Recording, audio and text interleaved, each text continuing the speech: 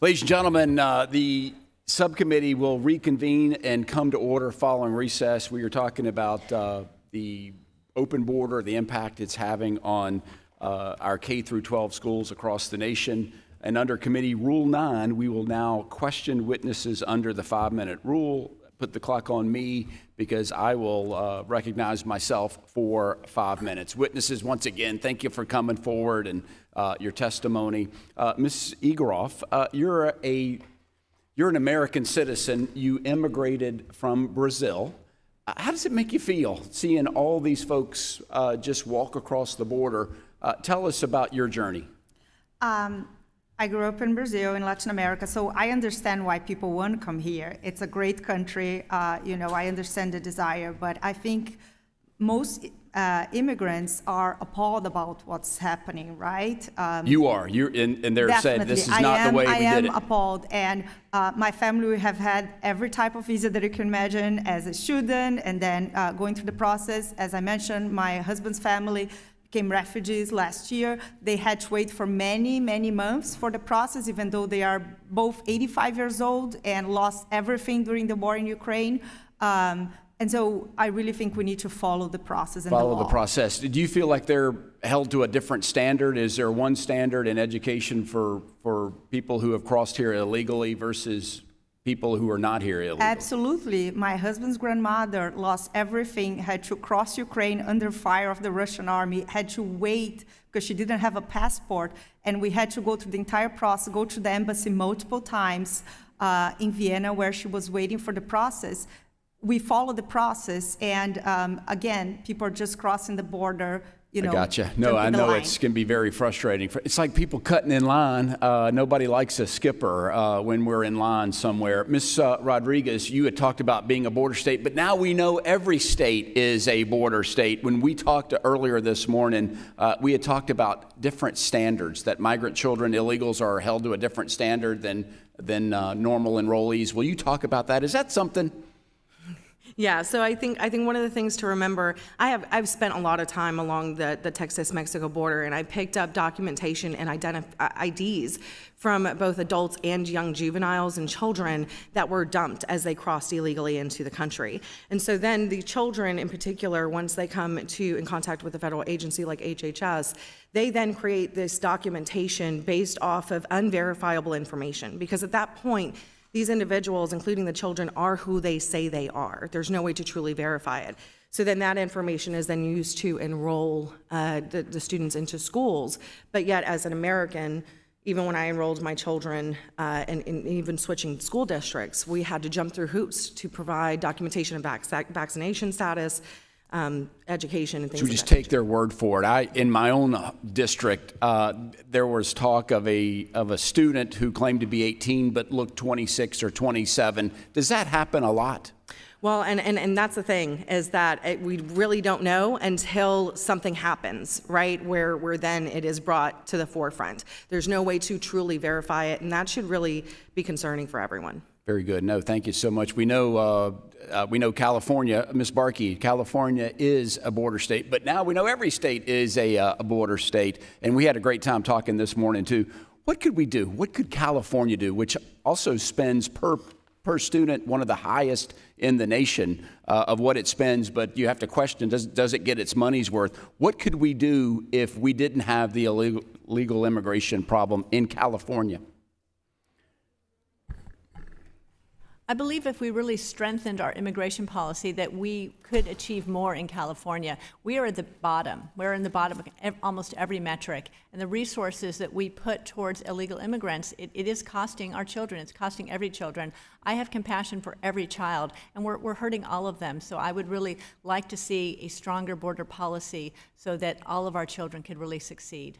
So it's tough, though, when someone doesn't speak the language. Are resources, or is there a separate class for somebody to have to even teach them English, but yet you still have to make sure our own kids get instructed? Is that correct? Yes, it really takes from classroom time, because in the younger grades, everyone is together in a classroom. So when you have children that are significantly behind, and the immigrant children are significantly behind in English language and math, 85% in math, and I believe 60 in English language, or I may have that confused, but basically they're considerably behind our own students, and it does drag down the entire classroom and takes resources from the whole class when you're having to manage an entire classroom with children at different levels, often language barriers and things like that the teacher must deal with.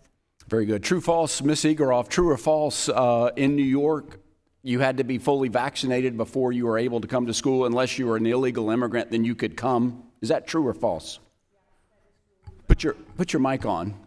I think you said true. Is that yes, that's true? It is true. The mayor waived all vaccines for illegal migrants. Thank you very much. Now I yield to the ranking member for 5 minutes for questions. Ranking Member Bomenici. Thank you, Mr. Chairman, and thank you to the witnesses. I wanted to express a concern that in many ways I don't want this hearing to be an attack on migrants in our communities. Hearings and words that are used can have consequences and put students in harm's way, which is especially concerning when research shows that migrant students often face disproportionate risk of bullying and harassment. There's no question that we have challenges at our U.S. border. We all acknowledge that. But we're talking about children here. And Ms. Egeroff, you talked about following the process. I'm talking about fixing the process. The process is broken. We haven't had comprehensive, humane immigration reform for years.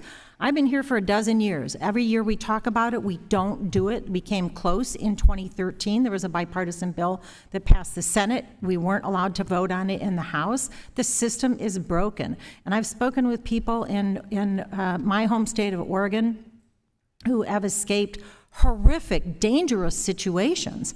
So we need to fix the process. We need more judges to make decisions on asylum claims. We need to fix the process, for example, for our dreamers. But immigration policy is not in the jurisdiction of this committee.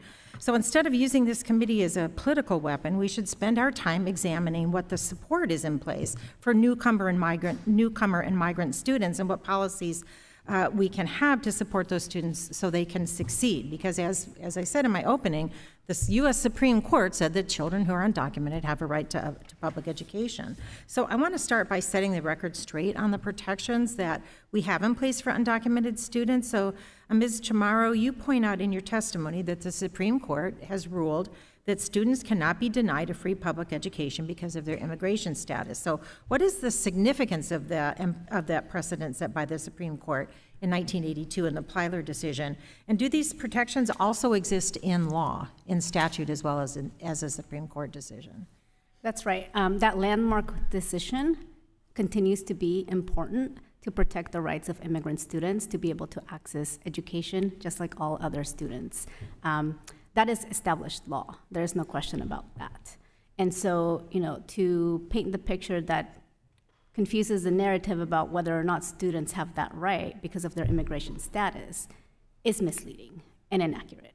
And so we need to set the record straight that all immigrant students, whether they are documented or not. And is it also in statute? Yes, it is. And this is provided in my written testimony as well. But it is incorporated into federal statutory law through a provision expressly indicating that Congress would not interfere with Plyler rights as it sought to restrict other immigrants in the 1990s. And the citation for that is 8 U.S.C. Statute 1643A2. So that is, in fact, in statutory law. Thank you so much. And one of the sources of support for migrant students is Title III, English Language Acquisition Programs. And I remind my colleagues that these programs were established in No Child Left Behind, which, as you all know, was a bipartisan bill signed into law by President George W. Bush. Unfortunately, the House Republicans' 2024 Labor, Health and Human Services and Education Funding Bill proposed eliminating federal support for Title III programs altogether. So, Ms. Chamorro, how would migrant students be affected by such a drastic cut? And how would defunding Title III affect students who are not English language learners? Sure. So Title III is the federal funding program that is dedicated to support the instruction of English learners. And I will also note that most English learners are in fact U.S. citizens, so not all immigrant students Correct. are English learners and vice versa. It would have a devastating effect if that program was to be eliminated. It provides important supplementary support for schools that are Title I and that also receive Title II funds for teacher training and supports. So this is additional funding that schools may receive and that states get based on a formula that provides for 80% of that Title III funding is based on their state's EL population, and the other 20% is for their population of newcomer students. So it is a critical source of support for states. So in other words, just to make sure I get your point right, if Title III funding were restricted or limited or cut altogether, it would make it even harder for schools to educate the children they're educating who are English language learners. Is that correct? Correct. That federal funding stream is a lifeline for schools and states. Thank you. And Mr. Chairman, before I yield back, I'd like to request unanimous consent to enter into the record a written statement from the Center for Law and Social Policy, or CLASP, highlighting the need for this committee to reject xenophobic and sensationalized claims that newcomer students are harming U.S. schools and instead focus on securing resources our schools need to adequately serve all students. Without objection, let's go to Utah, where Senator Burgess Owens is recognized for 5 minutes. Thank you so much. I think I'd like to start off by framing this in light of the border. This is not by accident. And we've seen an attack on our educational system. It has been on purpose. This type of incompetency cannot be on accident. The cost of illegal immigration is taking a substantial toll on our country and our educational system. In Utah alone, illegal immigrants is estimated to be adding 54,000 students to local school systems. This total estimate cost of illegal immigration amounts to over $900 million. Now, this is a state that's close to $1 billion of extra costs, a state that prides itself on a balanced budget. It is unacceptable, unjust to students, teachers, and citizens to pay this price for President Biden's strategy for power. If misery is the goal of President Biden, not only is he an all-pro, but he's a Hall of Famer. We're looking at misery of parents that have to try to figure out how to get the resources for their children to learn. Misery in particular for the at-risk communities like Black communities that's already been stripped of resources because of the Biden COVID shutdown. At the school system in Virginia, 60% of Black students have lost 2 years of learning, and this will make it impossible for them to catch up. It's not only also in misery for legal immigrant children. Of course, I'd like to mention that 85,000 of them have been lost by this administration. They're unable to assimilate. They're unable to speak the language, to understand what American culture is all about. They're stuck as wards of the government. Poverty is their future, and it's on purpose. They're vulnerable to crime and gang violence. They're vulnerable to sexual and physical abuse. And these guys just don't care. So as we go through this process, please remember, if this is on purpose, there's only one word I can call it. It's called evil. No one should ever do this to children, vulnerable for power. And that's what we have going on right now. Ms. Igaran, in your testimony, you highlighted the Department of Education shows that 26 states have a shortage of English student learning teachers. How severe is that process going on right now? And is the answer to spin our way out? Yeah, I think that's one of the biggest problems is that there are 26 states now that have this shortage, as documented by the report by the Department of Education. And you know, this is not just teachers who speak Spanish, because there are children from every single country coming, and so it's just very hard to plan and then to be able to serve adequately. Okay. It appears that the goal is, and as you mentioned in your testimony, that New York is lowering the bar of educational achievement following the learning loss of COVID. Is this a new American wave process now to figure out how dumb we can get our kids and call that success? So what New York did, it's so appalling. And for me as a mother, I can't believe what they are asking me to do. Basically, they said that what third graders, for example, could do a few years ago, it's not what third graders now can do. So what they are telling me is that my 11-year-old, what he could do in third grade is not what I should expect for my lowest son, my youngest son. No parent will accept that. And what New York is doing is try to hide the learning loss from closing schools for so long, from masking mandates, from COVID vaccine mandates that prevented children and parents from going in our school buildings. Okay, Ms. Rodriguez, you mentioned the public school system communities have become the hotbeds of criminal activity, recruitment, exploitation, and death. We have experienced that in Utah. In Utah, this last February, we had an illegal alien raped an 11-year-old girl. Can you elaborate more on the failure of securing the border has created and the danger, the type of environment it's set up because of this policy? Yes, so, and I think that that's one of the most egregious things, is that this isn't safe for the children, for the students, for the staff, for the communities in these schools and in the surrounding areas. We're failing. We're failing the future of our country. We're failing on every level. And Ms. Mark, what are the, in California, when you strain our system, what are the services and programs that are first to be cut from taxpayers' children when these resources are short?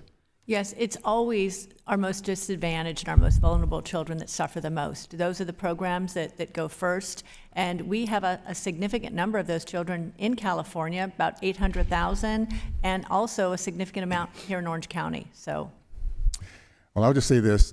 Anyone in the Biden administration that has any touch at all in education should be fired. This is not something we should ever expect for our children to go through. These are the most vulnerable in our country, and they simply do not care. It's called evil. So thank you guys so much for that. I appreciate it. I yield back. Thank you very much, Representative. Let's go to the Northern Mariana Islands, where Representative Sablan, you're recognized for 5 minutes. Thank you very much, Mr. Chairman. I just wish DC was as close to the Northern Mariana Islands as we are here, because it takes me 30 hours to get here. So, but welcome to our witnesses. Good morning. Ms. Chamorro, I am a Chamorro. That's my ethnicity. We're people from the Northern Mariana Islands, and many from Guam are actually called Chamorros, whereas Austronesians.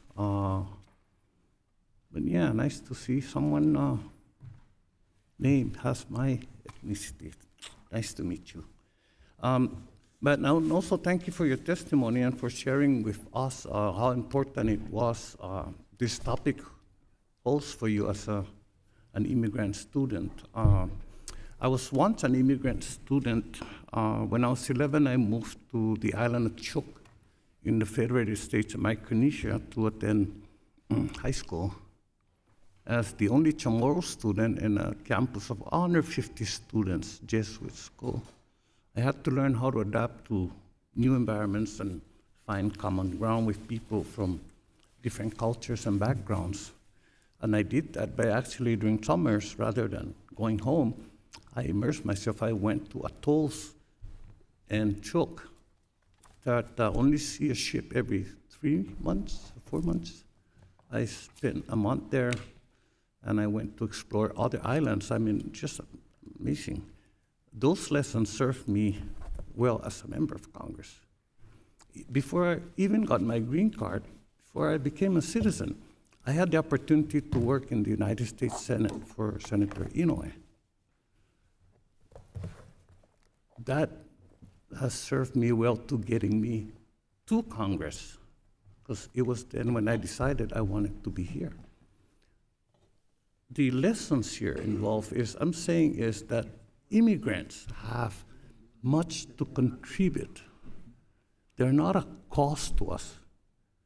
And I'm not sure why we're pinning this on, migrants at the border, for example, because Congress just passed the law, actually snuck in language into the Compact of Freely Associated States.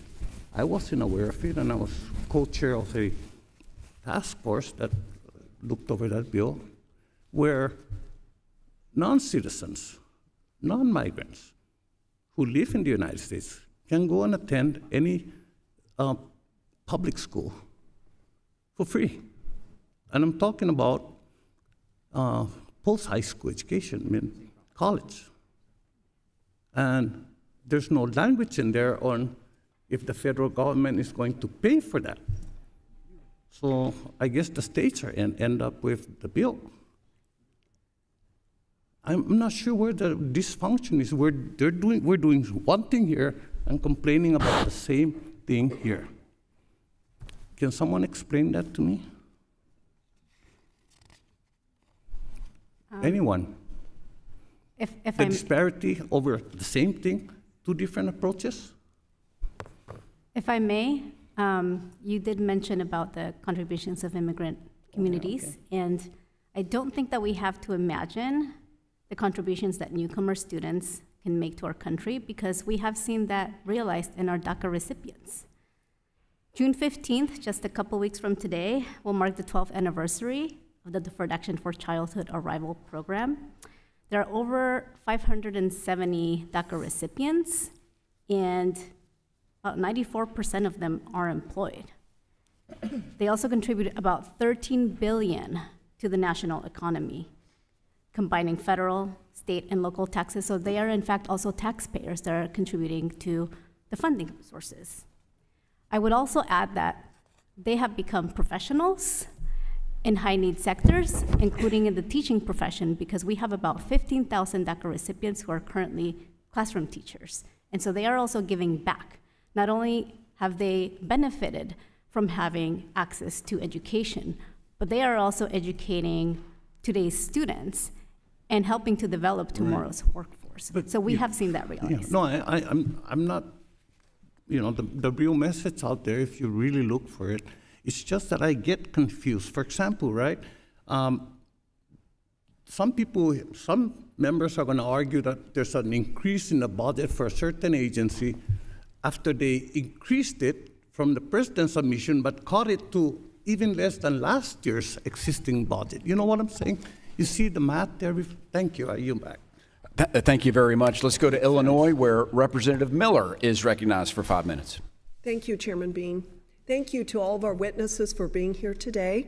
Ms. Bark, you talk in your testimony about the added budgetary strain foreign national students have caused our schools.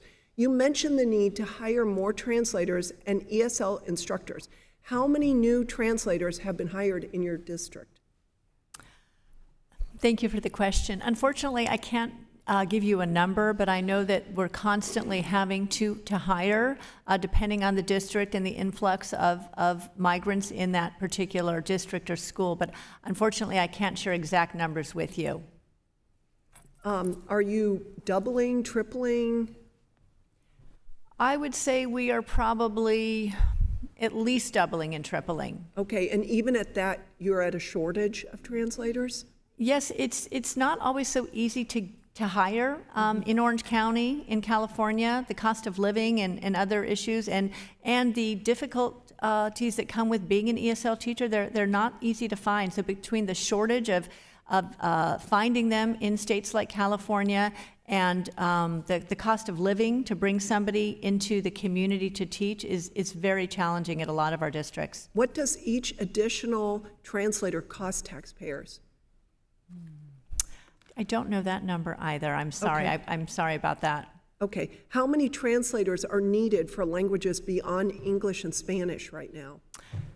We do have, immigrants coming from other countries as well. So we need to, if we have more than 15% within a district, we have to hire. And so we do have districts with people from China, people from Ukraine, people from other countries that, yes, Russia, that we are having to hire translators as well. So our concern is for our citizen students, and I'm just wondering how this works in the classroom if you have, say, a Spanish interpreter, Portuguese, and Chinese, and the teacher, say, is teaching a grammar lesson, and she addresses the class in the front and says, a noun is a person, place, or thing, then do the translators then, are they in front then saying it one at a time?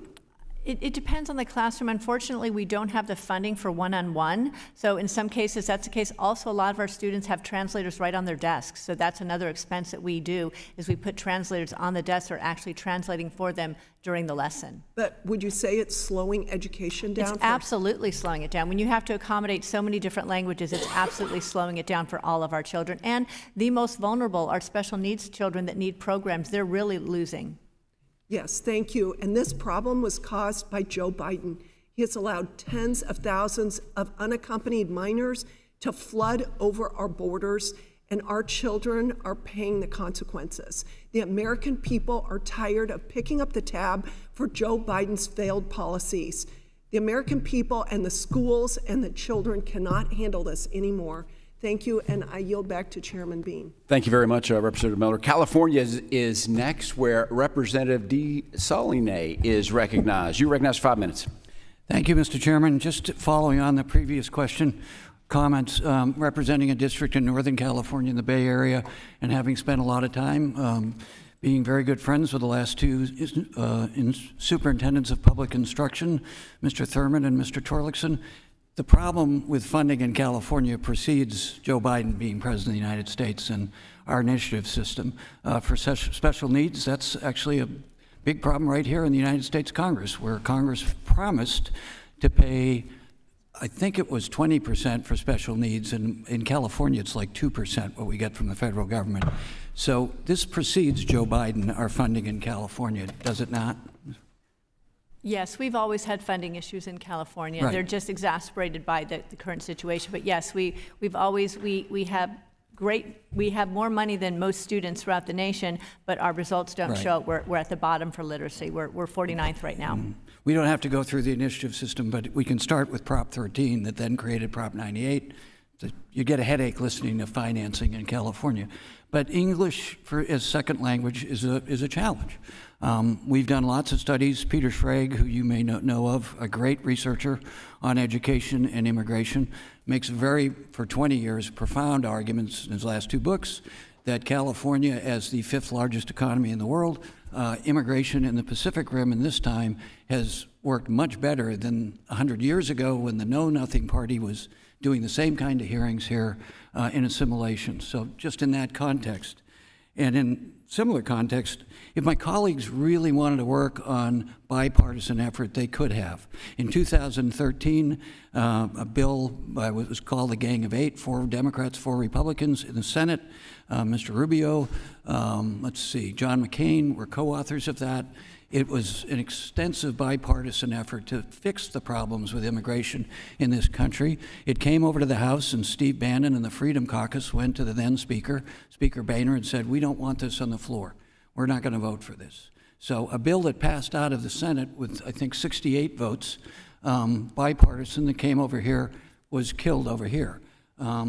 Pete Aguilar, our current caucus chair, and Will Hurd, a Republican who represented the largest part of the border, had a really good bipartisan bill that similarly died because the Republican majority did not want to address the real challenges at the border.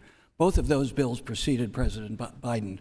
So in that context, working together on the challenges of immigration, the president's about to announce something that I don't completely agree with, but this is a real challenge requiring grown-ups in Congress with very divergent opinions to work together, and particularly for future generations. So it's a little bit frustrating, and maybe you can hear that in my tone of the question here. But Mr. Chamorro, just let's talk a little bit about the benefits that states like California get if we did have immigration reform. I go out to my schools in my district regularly. I was at 3 last week.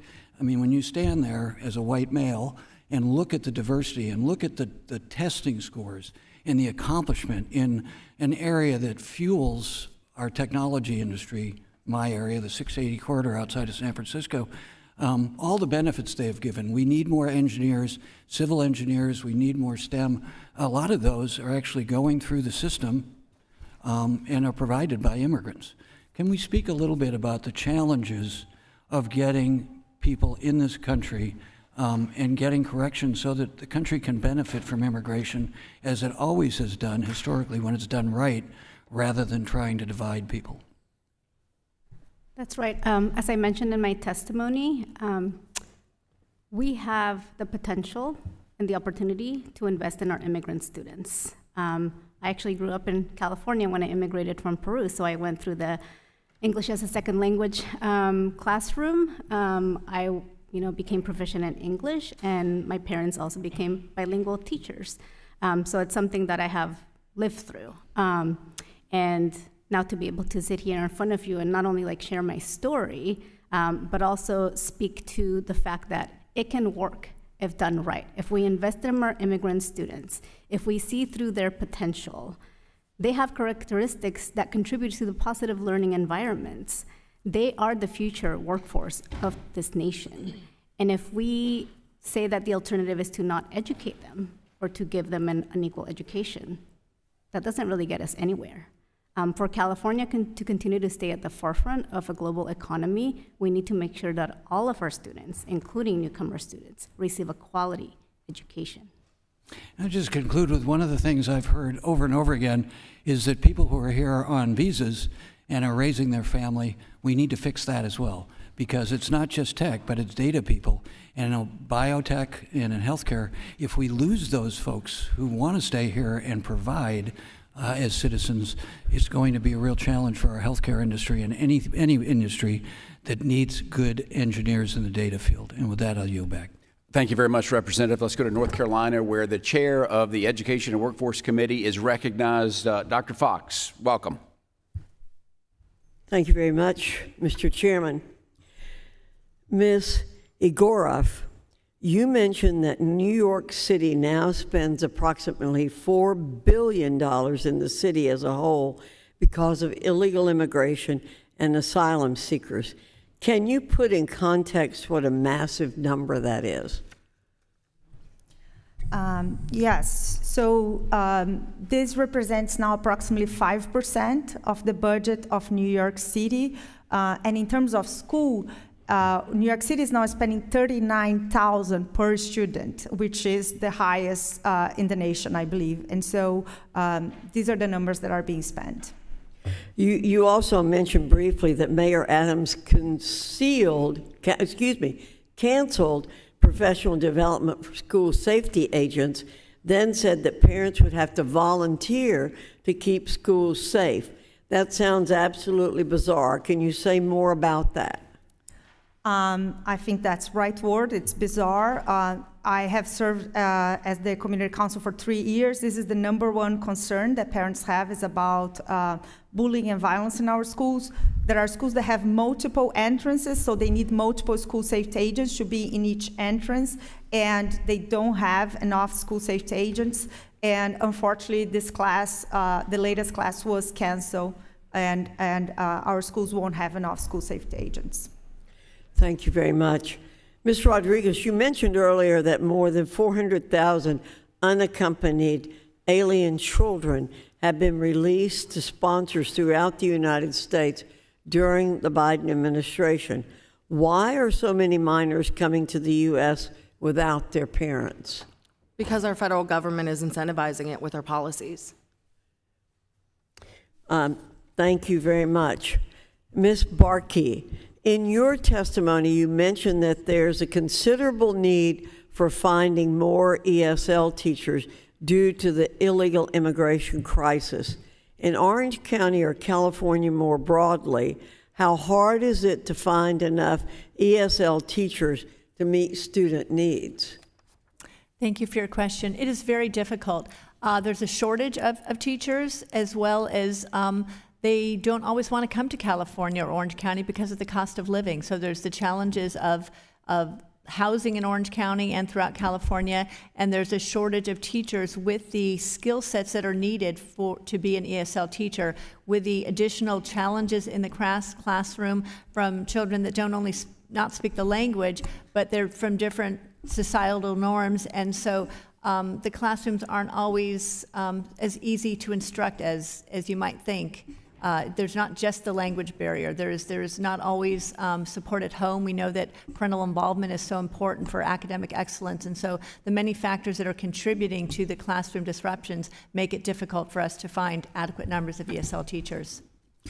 Well, it would not be hard to imagine that for states where a lot of illegal children are coming in that are not California or Texas, where there are a lot of bilingual speakers, imagine the problem that states, and all states are border states now, we know that because we have illegal aliens coming into all of them, and I'm very sorry for all of these children who are coming unaccompanied, but imagine for the states where these children are coming in and the states want to provide a good education for them, and they can't find bilingual teachers.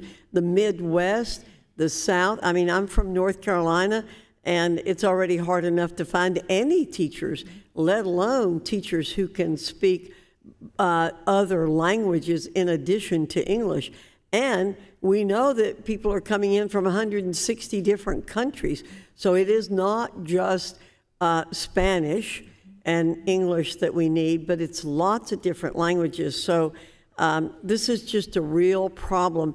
And these children are truly victims who are coming here unaccompanied, being put in the homes of people maybe they don't know, and then not being able to get the education they need. So thank you, Mr. Chairman. I yield back. Thank you very much, Madam Chair. Let's go to the great state of Connecticut, where Representative Hayes is recognized for 5 minutes. Thank you, and thank you to our witnesses for being here today.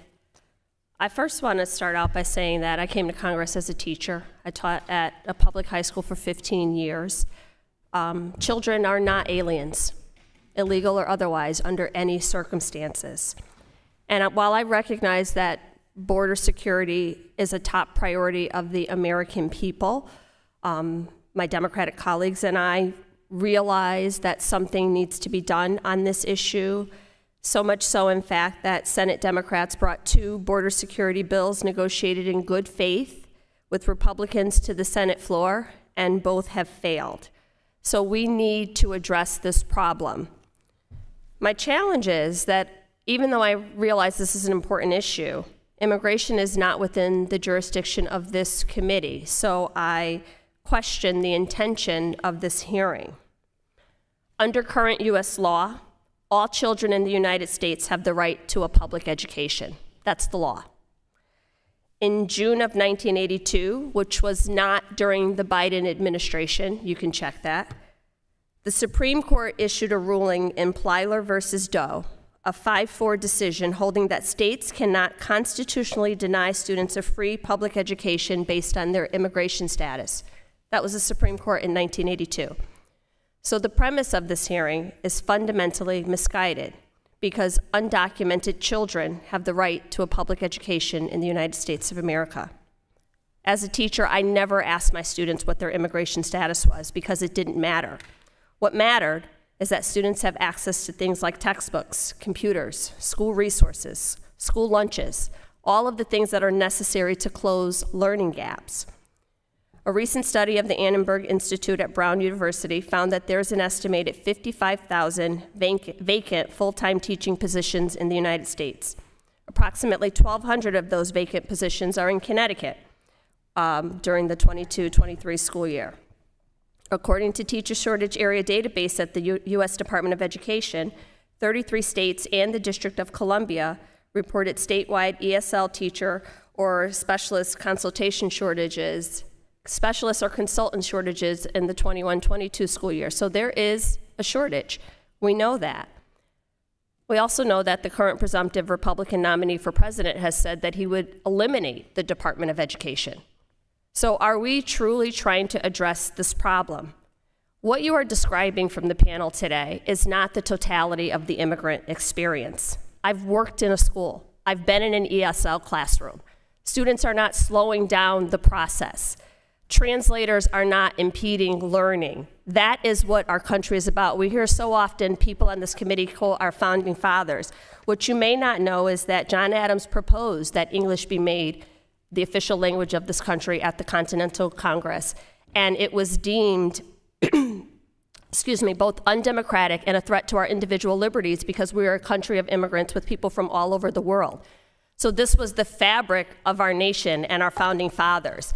And children have the right to an education, and schools, we make accommodations as schools, as teachers, you know, the IDEA, investing in things like that. But the last thing that I want to address before I turn it over and ask the one question that I'm going to ask, the last thing I want to address is that this idea that immigrant students are a hindrance on public education, I would challenge you to look across the country at your valedictorians, your salutatorians, your top 10 in any high school class, and you're going to find a first-generation immigrant. You're going to find students who, as soon as they overcame the language barrier, showed that their lack of English proficiency was not a measure of intelligence. So in a country that accepts immigrant children, houses immigrant children, has migrant children waiting for their status to be reviewed. What do you propose we do with these children? Not educate them? Any of you, please.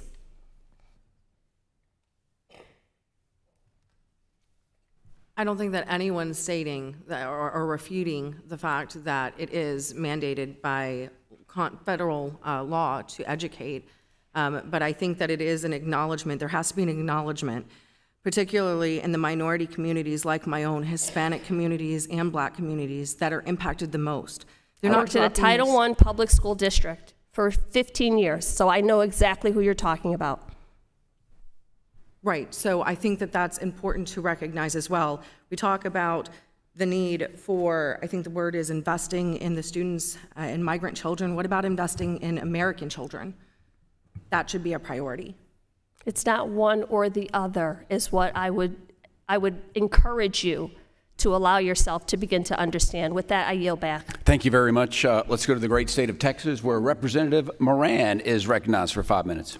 Thank you, Chair Bean. Since coming to Congress, it's no secret that the border security has been one of my top priorities.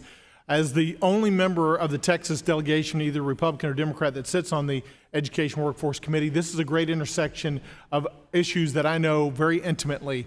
Earlier this year, my resolution condemning the administration's open border policies passed the House, called upon the president to end those policies, and in fact got bipartisan support. Not just Republicans recognized it, but Democrats as well recognized that the president's current policies for open borders are hurting America top to bottom, and we see it in the education institutions in Texas and other ways.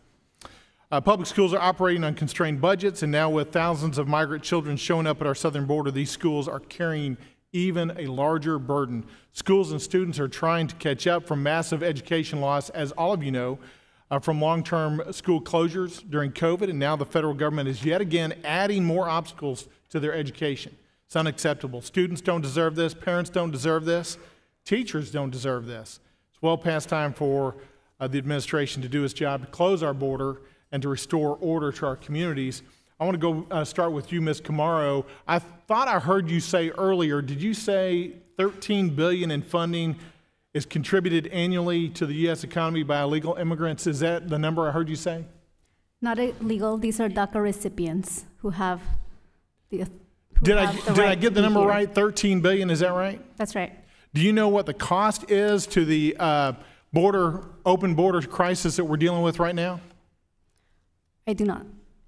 Well, I'll tell you, the House Budget Committee estimates that the total net cost to the United States from the border crisis, quote, is more than $150 billion a year, with the lion's share of that going to educate children who are here illegally themselves or whose parents are here without authorization, end quote. That's from the House Budget Committee. That's a deficit of $137 billion per year. Who do you think is picking up that $137 billion tax, that price tag? So DACA recipients are just one set of taxpayers. We also have taxpayers like myself who want to make sure children are educated, and I'm more than happy to pay my taxes for that effort. And most of the tax dollars that are coming to support our educational institutions are coming from local communities. All of you guys know that. No matter which state you're in, they typically come from local communities. Ms. Rodriguez, you mentioned that Texas has received the most unaccompanied minors, more than 58,000 since 2021. That number is staggering to me. Can you talk about the impact on those districts that are seeing the influx of those numbers, in particular the impact on the taxpayers as well? Yeah, absolutely, and I appreciate your comment of recognizing the fact that it is mostly state and local funding that funds the public schools. I mentioned in my testimony that over 2,600 unaccompanied minors have been released into my county alone of Tarrant County in North Texas. That's a population of 4 elementary schools. That's roughly the population of Trinity High School that I graduated from, the entire student body population. Meanwhile, in my area, my next door neighbor, who was an elderly widow woman, had to move out of her home because she could no longer afford the property taxes.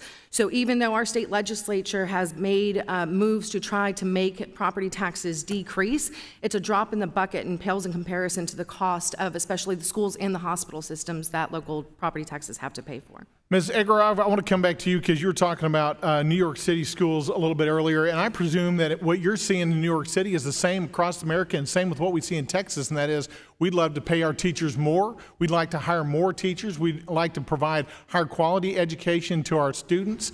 A lot of that's made on the local and the state level. Can we keep doing that if we're spreading our resources thinner and thinner for undocumented migrants or illegal immigrants that are coming across the border? The challenge in New York City, it's not funding. We're spending more than $39,000 per student. New York City is the highest spending district in the country. So we have a lot of resources. But the problem is that stability in the system. When you have a principal who doesn't know how many students are coming next week, who doesn't know which language they speak, who doesn't know how many years these children have not been in school because they were crossing the border, and God forbid what they have seen at the border. We know that the statistics, 70% of women and girls suffer sexual violence when they're crossing the border. This is ending up in our classrooms. The teachers are on the front line having to deal with the trauma, the violence. And if you're a boy, maybe you saw your mother suffering sexual violence. It's a travesty. I want to see education for every student in this world, every child in this world. Education gets them advancement. But the truth is, America does not hold the responsibility to educate the world. We do not, and we cannot. The taxpayers that are spending U.S. dollars cannot educate every person in this world. Every country needs to take that on for themselves. We need to close our borders. We need to focus on our kids here to give them a fighting chance. Thank you. I yield back. Thank you very much, Representative. Let's go to the great Commonwealth of Virginia, the ranking member of Education Workforce, Representative Scott. You're recognized. Thank you. Thank you, Mr. Chairman. I think we have to remind people that complaining about the problem doesn't solve the problem, and we don't have jurisdiction over immigration policy. We've had an opportunity to solve the immigration policy. There's been a Senate bill that the Republicans have defeated. They've had opportunities in the past. Just complaining about it doesn't do anything. Ms. Chamorro, what resources do jurisdictions need to properly fulfill their responsibilities under the final decision? Well, the federal funding sources that provide for all schools to be able to support all of their students, including newcomers. We have talked about the importance of Title III, which is dedicated funding for English learners, again, most of whom are U.S. citizens. And those are supplementary, right? Those are additional supports to schools that may be low income that receive Title I funding, and Title II to provide for professional development support for teachers. Let me ask the others if they support increases in Title I and Title III funding.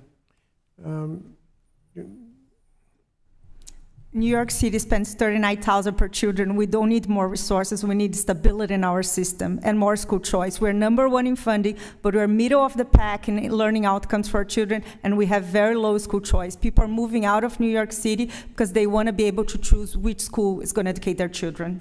I couldn't quite tell whether that was a yes or no. Do you support increasing funding on? No, we already spent $39,000 per children. We don't need more resources. You don't need any more resources on Title I or Title III. Ms. Rodriguez? I'm never going to advocate for more spending when it's not going to actually solve the problem itself. So you don't support additional funding for Title I or Title III? I do not believe it is an issue of additional funding. I believe it's an issue of resources being spread. Do you have a comment? I agree. I don't believe it's additional funding. We have good funding in Orange County as well. That's consistent with the Republican budget that doesn't increase Title I or Title III to actually deal with the problem. Ms. Chamorro, what could jurisdictions be doing if they had more Title I or Title III funding? They could be doing so much more. I mean, we have all talked about students, not just newcomer students, but all students not meeting academic standards and the long-term recovery that it's going to take to bring students back on track post-pandemic. That requires sustained investment. We need those Title I funds, those Title II funds, and those Title III funds to make sure that we are providing for comprehensive supports for students to, one, get the academic enrichment and instruction that they need to be competitive, and also so that they have the supports that they need to be able to learn, including after-school tutoring, and summer school instruction. And so it is very important that not only do we have the resources, but that we actually target those resources where they are needed the most, to those high-need schools and students that need that support. What would happen to students if the final decision were overturned? If Plyler were to be overturned, that would be disastrous. One, as I have already mentioned, this is in statutory law. So Plyler rights are protected in statute. And so to say that it's up for debate whether that decision can be overruled, that's misleading. Let me ask you, what would happen if we did not educate undocumented students? That's a missed opportunity for all of us. Not only do we have the responsibility to educate all students, including immigrant students, we're not taking advantage of the assets that they bring to the learning environments. They are contributing members of society, and if we invest in them, they can become our future workforce and sustain the competitive nature of the United States. Isn't it, it's also true that if they're here and if they're not educated, they will cause problems in other places like the criminal justice system? Those generalizations and that kind of rhetoric is so dangerous because it paints a broad brush on who these immigrant students are. Yes, there may be isolated incidents, but that is not to say that all or most immigrant students are dangerous. We have talked about, some members of the committee have talked about the trauma that some of these children experience in their journeys to this country. That kind of rhetoric only fuels and adds to that trauma that they're already experiencing and limits their ability to have a sense of belonging in their new home country. But there is a strong correlation between those who are well educated and reducing the crime rate. I mean, that's fairly well known, and if you don't take that opportunity, you're just asking for trouble later. Thank you, Mr. Chairman. Thank you, Representative Scott. The great state of New York is next. Representative Williams, you're recognized for 5 minutes. Thank you, Mr. Chairman. I'd like to focus my questions on you, Mrs. Igorov, if I may. First of all, thank you for your support for school choice. School choice is very important in my district, as are charter schools, especially for low-income families. And there's been terrific success with some charter schools in my district. I just want to set the migrant crisis aside for a moment and think about New York City schools. Sort of what's the base case that we're dealing with? Would you say that New York City schools are succeeding in their mission to educate our children as measured by, attendance, scores, in-school, in-class behavior, teacher retention, anti-Semitism, other issues that seem to be flowing through New York City schools? Would you say that they're succeeding? I think the most important measure is children can learn to read. And now, besides the highest spending in the country, 2/3 of New York City children cannot read at grade level. This is very personal to me because my own son had spent his entire preschool experience being masked. Even when Madison Square Garden was full of people partying for public concerts, I could go to the gym, to the restaurant. My 4-year-old had to wear a mask every day at his preschool because of the policies of our city. And he really struggled to learn to read. And we are very blessed. We were able to hire him a tutor. But the vast majority of New York City families cannot access a tutor. And so we expect to see these numbers going up. But the Board of Regents in New York changed the standards, and so now we are not even going to have data about what is the drop in performance on our children's learning. When you look across all of New York City public schools, and I appreciate learning at grade level is one of the things I was going to ask about, what are some of the other challenges that you think are systemic for the children? What are the children experiencing? Again, this is absent the immigrant crisis, just the state of New York City schools. I've heard food insecurity mentioned and some other things. What are some things that roil through the student population there that we should be concerned about? I think the number one is crime and violence. There has been a lot of increase in crime in New York City, which is somehow related with the migrant crisis. And as I mentioned, this is spilling over in our schools, so we don't have enough school safety agents, and so there has been a lot of problems of incidents in our schools. Definitely anti-Semitism is an issue now that is happening. I get every week, I get pictures from parents about what has been put in the bathrooms doors of their children's schools. It's really horrific to see what's happening. You know, very, very vile comments about the Jewish community. And may I ask if you would send those to my office? I would very much, to the extent that you can, with the privacy rules. Absolutely. And I mean, honestly, you're describing a school system that is in crisis and that has some major challenges to address the student population that there. I've lived in the city several times. Do you know offhand what resources, what's the cost to New York City School District for the influx of illegal immigrant children in the last, particularly in the last 3 years? Do you have an estimate of that? I don't have the number, but it's 30. So Mayor Adams 10 days ago said 38,000 children, and the New York City Independent Budget Office now says that we're spending $39,000 per child per year. So 38,000 times 39,000. I don't know how much that is. All the compassion in the world is not going to solve the crisis of New York City schools, much less with the additional 38,000 children of illegal immigrants there. I have no doubt that it's actually traumatic. I've been to the border. I've seen families crossing. We know the stories of the treatment of the cartels, and the incredibly difficult journey that immigrants make just to be and find themselves in New York City and the trauma that the children have experienced. But that's on top of a school system that's not functioning. Just in my last few seconds, what additional impact does the addition of these 38,000 have on the school district that's already in crisis? I think it's masking the drop in enrollment in New York City. If you take out 38,000 children in the last 2 years, you would see a big drop in enrollment. Everybody who has the resources or the chance who get a seat in a charter school is leaving. People are leaving the city. People are transferred to private schools if they have the resources. So it's really masking the drop in enrollment. Thank you very much. I yield back. Thank you very much. Let's go to the great state of California, where the chair of the subcommittee of higher ed is recognized. Representative Kiley.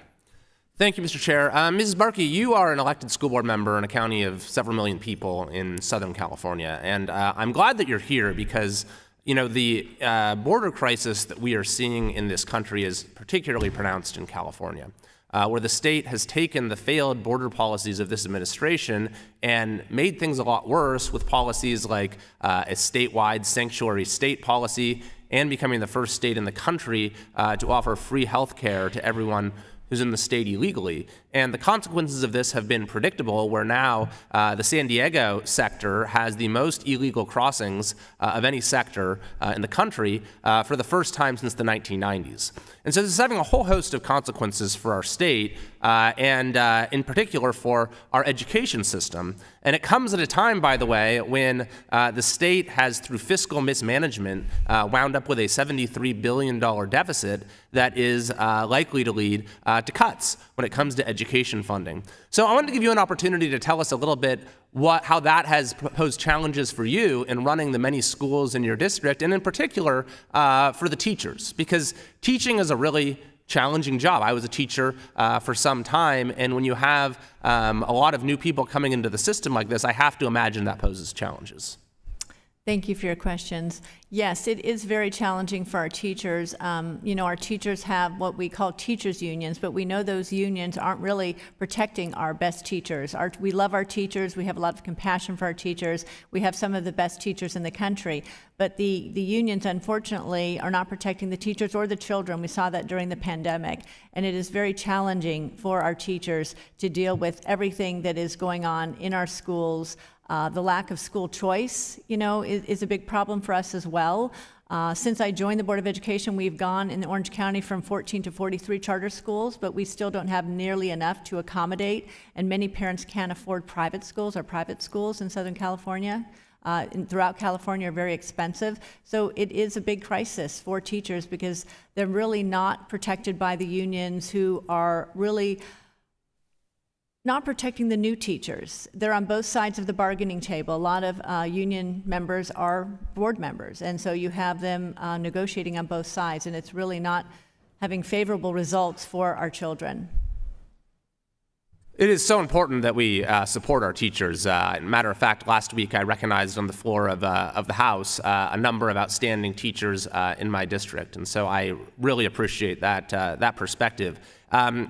Another issue I wanted to ask you about is parental involvement, because any teacher will tell you how important, how vitally important it is to have strong parental involvement to the child's academic success. And so especially when we're looking at a situation when we have so many, tragic number of unaccompanied minors coming across the border, how has this posed challenges for your school leaders and teachers when it comes to facilitating parental involvement? It's very challenging. We do know that parental involvement really, really helps with academic achievement, academic excellence. And when you have unaccompanied minors that may not have parents that are comfortable coming to the school for one reason or another, in many cases, the unaccompanied minors, their parents may not speak the language. They also may have fears of immigration status with a lot of our illegal immigrants, and so the parents don't want to get involved because it's scary to them to come to an open house or back to school night. And with a language barrier, it's difficult for them to help with homework. And we do see when there's parent involvement, that's where children really succeed. And so our immigrant population really is at a disadvantage, and it's also challenging for the teachers to manage a classroom without a lot of parental involvement. When you look at the best schools that are winning the awards, they're the schools that have high parent involvement.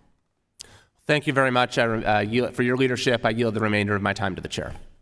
Thank you very much, Representative Kiley. Let's go to the great state of Pennsylvania. Representative Thompson, you are recognized for 5 minutes.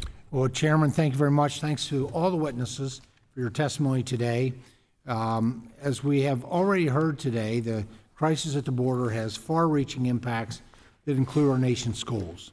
This includes an impact on our teachers, who are forced to deal with rapidly changing classroom dynamics and increasingly class ratios, and potentially leading to even more burnout. Most, if not all of us, are very concerned about the teacher shortage across the country and what that means for our kids. In my home state of Pennsylvania, for example, the Penn State Center for Educational Evaluation and Policy Analysis found that nearly 10,000 teachers left their jobs during the 2022-2023 school year. This comes as Pennsylvania also sees steep declines in new teacher certifications. Ms. Barkey, in your testimony, you said that illegal immigration can make staffing difficult within school districts. When we talk about illegal immigration in schools, a lot of times we talk about how unfair it is to students who are here legally and for good reason. But it's also tremendously unfair to the teachers who are here legally. Can you share some difficulties districts in Orange County have had in fully staffing their schools as a result of the recent influx of immigrants? For example, have you had difficulties finding enough English as a second language teachers for the influx of students? Yes, we absolutely have had trouble finding them, and I noted earlier that partially Orange County, California, the high cost of living, it's difficult to get some teachers. We also just have a shortage of teachers in general, and teachers with the special qualities that an English second language teacher would have is challenging to find. They're having to deal with classrooms that are much more difficult to manage than in the past. With the influx of immigration and the lack of border policy, the classes are much more unpredictable, they're more overcrowded, and when you have an overcrowded classroom and you have more student to teacher ratio, it's much more difficult to manage the classrooms. They also have, as we discussed, we've got some humanitarian crises. So you have some children with other concerns and health issues that may be sitting in a class that are here not because they wanted to be here, and maybe they're been trafficked or other issues. So you have a classroom full of students that come from different backgrounds and have different things going on in their lives, and it's just much more difficult for teachers to manage a classroom than it has been in the past. As a recovering school board member, I know it always was important that we respond, you know, when we had students where English was a second language, but we were able to do that in measured ways based on the frequency and the volumes. And now with this massive open border and people coming from illegal into this country for, I don't know, more than 150 different countries. So multiply that times the number of languages. Some countries with multiple dialects, multiple languages, just it just shows you the foolishness of the open border process. Have you heard from teachers who are concerned about overcrowding in their classrooms as a result of the influx limiting their ability to spend time with each individual student? Absolutely. And I have a real passion for children. I care about all of them. And when you have so much going on in a classroom and it's diverting teacher resources, even if they have an aide or paraprofessional in there, they're still diverting their resources to bring other kids up to speed and dealing with minor crises in the classroom. And the whole class is really suffering. Our own children are suffering in a classroom when so much is going on, especially when there's overcrowding. Do you think taking proper steps to secure the border and stop illegal immigration would benefit both students and teachers throughout the country? If so, how? Absolutely. I think a strong border policy would be so helpful. It would give us much more predictability in our classes, and it would just really make teachers feel more comfortable knowing what they're coming to every day, how many students they're going to have, what languages are in the classroom. I think a tough border policy is really necessary to make sure that all of our children succeed academically. And here in California, we're not succeeding academically. We're at the bottom. We're 49th in literacy. Our numbers are not good. Certainly seems like it would be a better policy for any administration to focus on improving pathways for legal immigration, which provides us the opportunity to plan and deploy resources to be able to accommodate that. This open border doesn't do that. This is completely counterintuitive to what the nation needs and, quite frankly, what families that are seeking opportunity that want to come into our country need. So clearly we don't need to exacerbate the teacher shortage in this country any further, which just is another reason why it's critical that the Biden administration use the tools at its disposal to properly secure the border. Thank you, Mr. Chairman. I yield back. Thank you very much, Representative. Let's go to the great state of Michigan, where Representative Wahlberg is recognized for 5 minutes. Thank you, Mr. Chairman, and thanks to the panel for being here. This is an important subject for education. This isn't, as some of my colleagues have said, a subject that is not for us. It's absolutely for us. And my colleagues on the other side of the aisle and Ms. Chamorro, I appreciate the compassion that you exhibit. I believe it's honest, and I believe it's truly based upon your concerns. The problem I have with it, though, it doesn't, and again I say from my Democrat colleagues as well, it doesn't meet with reality. It doesn't meet with the problem we're experiencing. It's one thing to say that our framers and founders wanted us to not have a national language. I disagree with them, but they didn't know what was going to happen. They expected people to come here as immigrants, as my family came, but to abide by the rules, to be legal, and to use terms like newcomers, even undocumented, evades the reality. And I think it adds to the problem, especially of unaccompanied minors who are coming across the border and being put in a situation that they shouldn't have to be put into. And it's not our fault. And so I think we ought to be talking about this. Ms. Rodriguez, your testimony stated that the 58,000 unaccompanied minors released across Texas under the Biden administration cost over $1 billion for a single year of public school education. That's significant dollars. To illegal individuals, regardless of their age. What should the Biden administration be doing differently to keep Texas safe and protect school districts from exorbitant costs? Secure the border, reinstate Trump policies, stop incentivizing the exploitation of women and children.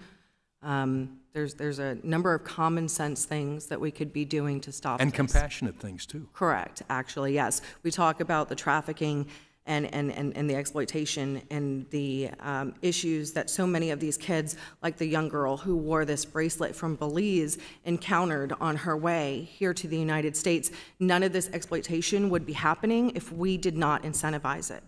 It's that simple. None of the rape trees would be there, would they? Correct. Simple stuff. Ms. Rodriguez and Mrs. Igoroff, let me ask you these questions. Ms. Rodriguez, in your testimony, you mentioned that unvetted, unaccompanied minors could have cartel and gang ties. Are you aware of cases in Texas where that's actually happened? And I would ask the same for New York. Well, unfortunately, our government doesn't track that. So for children, for unaccompanied minors. So they will track gang affiliations, and you can see CBP stats for adults with known gang affiliations. However, when it comes to children, that is not a stat that is kept. So we often don't know about gang affiliations of unaccompanied minors, or even the true age of unaccompanied minors, until, unfortunately, after something happens. Until it happens. What about New York? I don't have that information about gang affiliation. I don't believe so.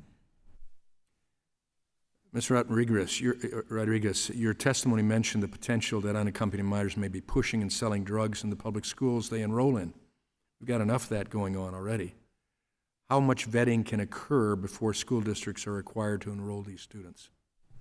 None. None. So by the time that an unaccompanied minor or anyone at that point comes in to enroll in a school district that they cannot turn away, right, by law to enroll, all of the vetting has to be done on the front end by HHS or by CBP, and unfortunately there's just, because of the policies, they rush them through, so there's no way for school districts to do any of the vetting. It's not happening. Correct. Especially when we also have the gotaways. And false documentation that's presented, and yeah, there's a lot of problems. The increase in fentanyl that's come to my district is an evidence of this going on, and that impacts schools, that impacts education, that impacts teachers.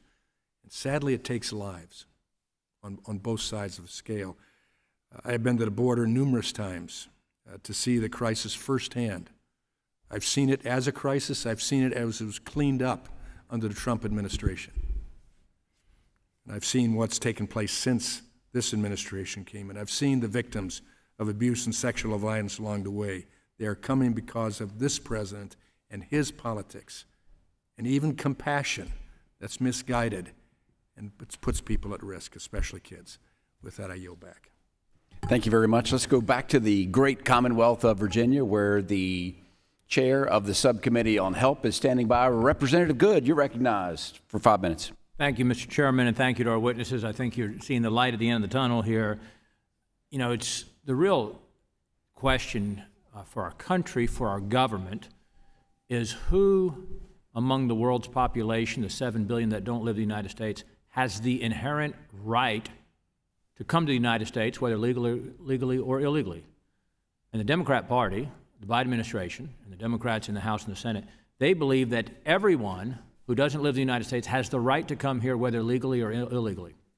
And when you ask them the question, how much is too much, or when is it too much, or what's the limit? Because what percentage of the 7 billion people who don't live in the United States would come here if they could? What percentage would? The Democrats never answer that question, but they do believe that rather than us as Americans, the American government, the American citizen, the American taxpayer, having the right to choose who comes to our country legally, lawfully, earning their citizenship, pledging their allegiance to our country, trying to make us better, as 1 million approximately legal immigrants do a year in the most generous country in the history of the world to immigrants from all over the world. Rather than believing that we should have the right to choose, the Democrats and Joe Biden believe that it is their right to come, irrespective of how they come, irrespective of who makes billions of dollars off of it, irrespective of the conditions they suffer on their journey to the United States illegally. That is the real question. And this is just one aspect of the question. Since Biden took office, more than 500,000 illegal alien children have come to the U.S. that we know of, they acknowledge. Ms. Rodriguez, my questions are for you for this. I know you've been to the border many times. I've been there 6 times myself.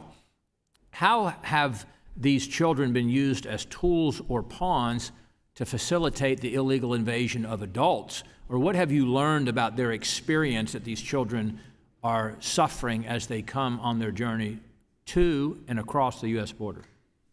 We can spend several hours just talking about this in particular, and I really appreciate your question. And for me, it is personal because I've spent over 30 trips over the last several years, and I've witnessed these children coming over. And how does a 10-year-old girl from Honduras or Guatemala end up on the banks of Roma or La Jolla, Texas? And you have to listen to their stories about being shoved into bodegas. And when you ask yourself why is this happening? And then on the flip side, released to sponsors that under this administration, if you look at the statistics of how many of these unaccompanied minors are then being released to sponsors who are not their parents, level 2 and level 3 are over 50 and 60% or higher in Texas. It's astounding and it's disturbing. Why? It's the policies. It's the policies that are incentivizing this because they're used as a meal ticket to come to the United States and to get and to be eligible for additional resources that they otherwise would not be eligible for if they didn't have a minor living in the household. Who is this benefiting? It's not benefiting the migrant children. It's not benefiting them, and it's not benefiting our communities, and it's not benefiting American children. This is a disaster for our country. There's no humane or compassionate component to these policies, are there? Absolutely not. I've seen the face of this trauma. I've seen it in grown adult women who every single time when I've asked them, would you take this journey again? What is it that's incentivizing you to come? And they're like, we're being told, now's the time to come. Come on in and you're going to get into the United States. And then when I ask them, would you do it again? Every single time, resoundingly, absolutely not. Tell them not to come. Because they had an idea that it was going to be dangerous, but they didn't know like this. And at what cost? To then be released into our communities? And what does their future look like when we can't even speak their own language? I've met people from Uzbekistan, from Tajikistan, from Georgia, from China, from all over the banks, all over the world on the banks of the Texas border. How are we going to meet their needs when we can't even meet the needs of our own American communities here? It's crazy. What have you learned, and I know we're running short on time, but what have you learned about how the children are coming with, as you mentioned, those who are not their parents, or even the same children are used as pawns and tools to go back and forth across the border with different individuals to bring them into the United States? They acknowledge they've lost, 85,000 they admit, so you know it's far more than that, but just speak to that with the time we have. Well, I think what's even more astonishing is the fact that instead of de-incentivizing the children for coming, under this administration, the federal agencies has actually made permanent or codified dangerous, relaxed policies and made them even more relaxed. So this is a drop in the bucket of what is coming now that these changes have been made. Absolutely. Well, thank you for your testimony. Appreciate all of you being here today. Thank you. I yield back, Mr. Chairman. Thank you, representatives. We're nearing the end. Members' question having concluded, we'll go with opening or closing statements. Let's go to Ranking Member. You're recognized for closing remarks. Thank you very much, Mr. Chairman. You know, we're the subcommittee on early childhood, elementary, and secondary education, and the very first sentence in the description of our jurisdiction says education from early learning through the high school level, including but not limited to elementary and secondary education, special education, homeless education, and migrant education. I trust that language means nurturing and strengthening and improving early childhood and K-12 education, not denying it. Now, this is in Ms. Chamaro's testimony, but I just want to emphasize that the vast majority of students in the United States are U.S.-born citizens, and according to the latest school enrollment data, only 0.3 of kindergarten students, 3.1 of elementary school students, and 2.2% of high school students are foreign-born, and that means foreign-born, not necessarily undocumented. I'll also note that unaccompanied minors who come over with refugee programs are supported by and educated by the Office of Refugee Resettlement, not our public school system. So I just wanted to clarify that for the record. So sadly today we're witnessing attacks on the plight of migrant children for some illusory threat that they allegedly pose to our schools rather than working together to foster safe and inclusive learning environments. Again, it is not the fault of the young children that Congress has woefully failed to pass comprehensive immigration reform. We know executive orders have been tried and overturned. It is the job of Congress to pass immigration reform, the children should not suffer because of the lack of action by Congress. And if anyone suggests that anyone on either side of the aisle supports child trafficking, that's absolutely not the case. For all my colleagues who are concerned with issues at the southern border, I ask that we examine the majority's newly reported fiscal year 25 Homeland Security Appropriations Bill, which would cut the agency responsible for processing immigration requests, USCIS, by 60%. The same bill would eliminate Customs and Border Protection, or CBP, funding for border management activities and funding to provide emergency shelter and services for migrants. So I hope my colleagues on both sides of the aisle will join me in opposing this legislation, which would hurt our management at the border. I also want to note for the record that dispute the notion that an increase in immigrants increases crime. The Brennan Center for Justice research does not support the view that immigrants commit more crimes or are incarcerated at higher rates than native-born Americans. In fact, the opposite is true. So the law is clear. Education is a fundamental right for all children in the United States, regardless of their immigration status. Congress has a responsibility to protect and support all students by fully funding federal education programs, which means less burden for the states when we provide that support. And addressing gun violence in schools, which is something I hear about on a regular basis that this committee has not addressed, and stopping the rampant misdirection of taxpayer dollars to unaccountable voucher programs. We must build up our public education system, not spend our time undermining the rights of vulnerable students. So thank you, Mr. Chairman. I yield back. Thank you very much, Ranking Member. To our members, panelists, we've had a great conversation, and quite simply, it's been shocking what we've talked about today, the toll of illegal immigration on our school systems. We've heard teachers teaching in a hallway. We've heard of schools closing to house illegal immigrants. We've heard of resources being diverted to illegal immigrants, and we've also heard the safety of students and teachers being compromised. Bottom line, it's wreaking havoc on our school systems across America. It's hard enough teaching schools, teaching is hard enough, but without the unknown factor of just massive numbers coming in, it's almost an impossible task. I grew up one of 9 kids. I have 8 brothers and sisters. My parents were both teachers. I heard this my whole life growing up. Life is unfair. My mom couldn't cut a pizza in 9 slices, or somebody always got more pancakes than I was the baby, so somebody always got more pancakes than I did. But she would always say, life is unfair. And that's what this situation is to Americans across the board. It's unfair.